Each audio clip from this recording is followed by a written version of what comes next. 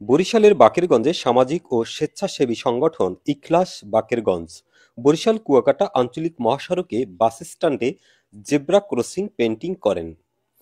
বরিশাল থেকে কুয়াকাটা যাওয়ার পথে বাকেরগঞ্জ বাস স্ট্যান্ড দিয়ে ২-৩টি রুটে ভাগ হওয়ায় এই স্থানটি অত্যন্ত গুরুত্বপূর্ণ এবং জনসাধারণের পারাপারের জন্য ঝুঁকিপূর্ণ। কোনো ফুট ওভারব্রিজ না থাকায় এখান থেকে পারাপার হতে অনেকটা বিড়ম্বনা এবং ঝুঁকির সম্মুখীন হতে হয় পথচারীদের। একথা বিবেচনায় নিয়ে নিজ উদ্যোগে স্বেচ্ছাসেবী সংগঠন ইখলাস বাকেরগঞ্জ আজকের বাকেরগঞ্জ বাস স্ট্যান্ডে দুটি জেব্রা ক্রসিং পেইন্টিং করে, যা পথচারীদের পারাপারের জন্য গুরুত্বপূর্ণ ভূমিকা পালন করবে।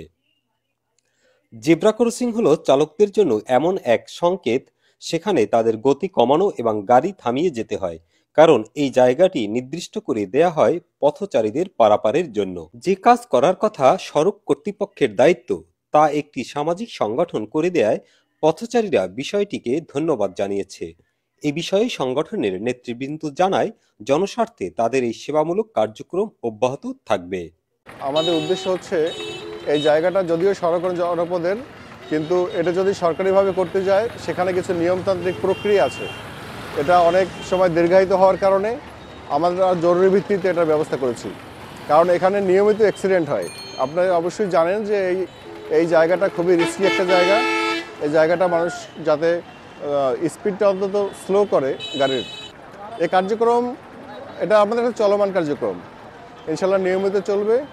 আর আমরা শুধু এটা না, শুধু রাস্তা নিয়ে কাজ না, সামাজিকভাবে সমাজ যখনই মনে করবে যে আমাদের প্রয়োজন, আমরা সমাজের পাশে থাকব। এটা চলমান একটা প্রক্রিয়া।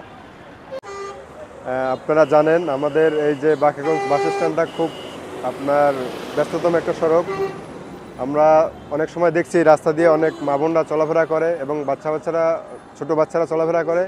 সেক্ষেত্রে চলাফেরা করতে অনেক ভোগান্তি হয়। একটা আপনারা জানেন কুয়াকাটাগামী, ঢাকা থেকে কুয়াকাটাগামী একটা সড়ক, ব্যস্ততম সড়ক। তো আমরা চেষ্টা করছি এখানে যাতে এই রোড ক্রসিংটা দেওয়ার মাধ্যমে কিছুটা হলেও গাড়িরা সতর্কতাভাবে চলাফেরা করে।